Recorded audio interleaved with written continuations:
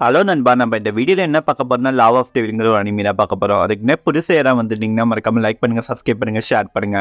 இப்போ episode number 34 பார்க்க ஆரம்பிக்கலாம். எபிசோட் 13 நம்ம ஹீரோ அந்த பிகேச்சு பேக் எல்லாம் செக் பண்ணிட்டு இருக்கான். அப்ப அந்த பிகேச்சு எல்லாம் சொன்னா எனக்கு சரியா ஞாபகம் இல்ல. அதோட பேர் என்னமோ ஒன்று சொல்லுவாங்க. ஷெல்டர் விண்டுன்னு சொல்லுவாங்க. அதுக்கப்புறம் அந்த சோடை எடுத்து நம்ம ஹீரோ பார்த்துட்டு இருக்கான்.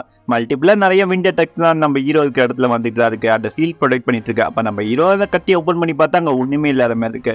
சுத்தி இருக்க எல்லாருமே குழம்பி போய் என்ன நடக்குதுங்கிற மாதிரி பார்த்துட்டு இருக்காங்க. அப்ப அந்த பிகச்சு என்ன சொல்லிருந்தேன், எங்க அழகன் ரோலன் மாஸ்டர் உங்ககிட்ட இதை சேர்க்க சொன்னாங்க, நான் சேர்த்தேன். அது எதுக்கு சேர்க்க சொன்னாங்கன்னு எனக்கு தெரியாதுங்கிற மாதிரி சொல்றான். அப்ப விவி எடுத்துச்சு நம்ம ஹீரோ கையை பார்த்து, உன் கையில இருந்து எதுக்கு இப்போ ரத்தம் வந்துட்டு இருக்குங்கிற மாதிரி கேட்கறாங்க. அந்த சோடை அப்படியே டிஸ்டர்ப் மாதிரி ஆகுது. அந்த இடத்துல நம்ம ஹீரோ கையில ஒரு ஸ்டோன் மாதிரி குட்டி இருக்க மாதிரி இருக்கு. அதை நம்ம ஹீரோ பார்த்துட்டு இருக்கான். அப்ப அதுல இருந்து ஒரு வாய்ஸ் கேட்குது, என்னோட லெகசி நீட்டா கண்டுபிடிச்சிருக்கு, எனக்கு ரொம்ப சந்தோஷமா இருக்கு. அதை பார்த்து நம்ம விவியோட டீச்சர் என்ன சொல்றேன்னா, இது மேஜிக்ல வச்சு ரெக்கார்ட் பண்ணிருக்காங்க போல இருக்கு. அந்த வாய்ஸ்ல என்ன சொல்றாங்கன்னா, என்னோட பெட்டை உனக்கு நான் விட்டு வந்திருக்கேன், அது உனக்கு நிறைய ஹெல்ப்ஃபுல்லா இருக்கு, அதனால இருக்கிட்டே கொஞ்சம் கைண்டா நடக்கும். அதுவும் இல்லாம உனக்கு இந்த கிறிஸ்டல் கொடுத்துருக்கல, இது உனக்கு பவரை இன்க்ரீஸ் பண்ணும். அதே சமயத்துல நீ கிறிஸ்டின்ட்டு இதயத்தை திருப்பி வாங்கினேன்னா அதுவும் கொஞ்சம் உனக்கு பவர்ஃபுல்லா இருக்கும். என்னால முடிஞ்ச ஹெல்ப்லாம் உனக்கு நான் பண்ணிட்டேன்னு நினைக்கிறேன்.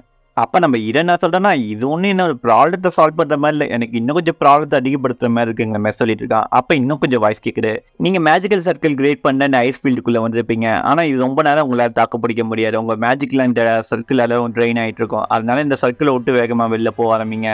அப்படி நீங்க போலன்னா உங்களோட மேஜிக் மொத்தமா இந்த இடத்துல இறந்து போயிருவீங்க. அதனால சீக்கிரமா இந்த இடத்த விட்டு கிளம்பி போங்க, ஒரு செகண்ட் கூட வேஸ்ட் பண்ணாதீங்க. அதை கிட்ட நம்ம ஹீரோ நம்ம டிஃபரெண்ட் மேஜிக் தான் யூஸ் பண்ணிட்டு இருக்கோம், அது எப்படி மேஜிக் ரெடியூஸ் பண்ணுங்கிற மாதிரி இவன் சொல்லிட்டு இருக்கான். இது நம்பலாமா நம்ப வேணாமாங்கிற மாதிரி யோசிச்சுட்டு இருக்கான்.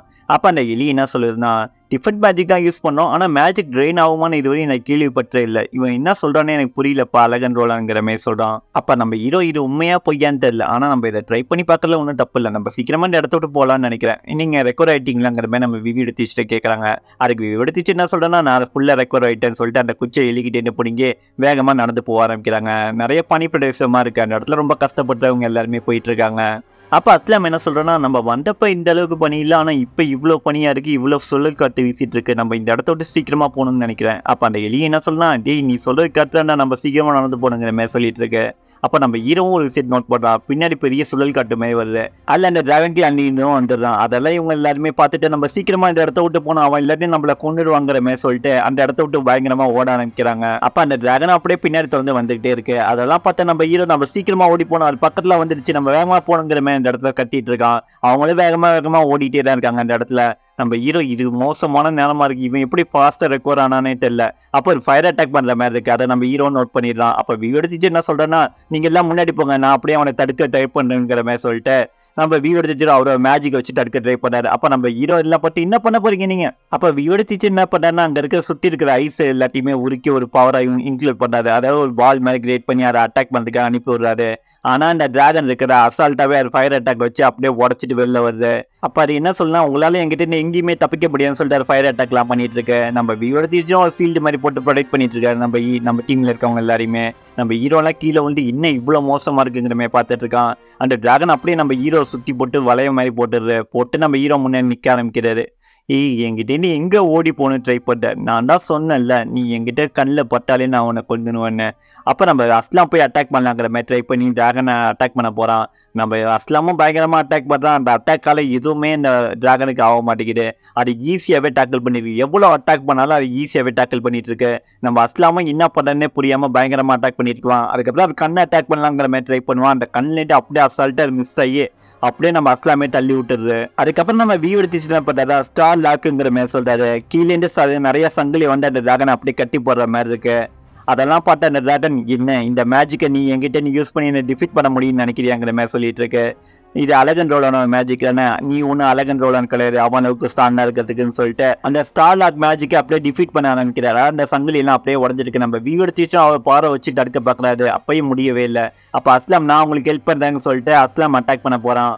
அவன் ஒரு லைட்னிங் மாதிரி டிராகன் அட்டாக் பண்ண அனுப்புறான். அப்ப அந்த சங்கிலியை மொத்தமா காலி பண்ணிடுது. காலி பண்ணா நம்ம வியூ திடீர்னு தள்ளி போய் விழுவுறாரு. அப்ப அஸ்லாம் அட்டாக் பண்ணல, இதுவும் கொஞ்சம் வலியோட துடிக்கிற மாதிரி தான் தெரியுது. இப்ப அஸ்லாமா அதை மொத்தமா முடிச்சிடணுங்கிற மாதிரி ட்ரை பண்ணிட்டு இருக்கான். ஆனா அதை அந்த அளவுக்கு கட்டுப்படுத்த முடியல. அப்ப நம்ம விழுச்சிச்சு என்ன பண்ணா, இதுதான் சரியான சமயம் சொல்லிட்டு அவர் ஒரு ஸ்டார் மேஜிக் யூஸ் பண்ண ஆரம்பிக்கிறாரு.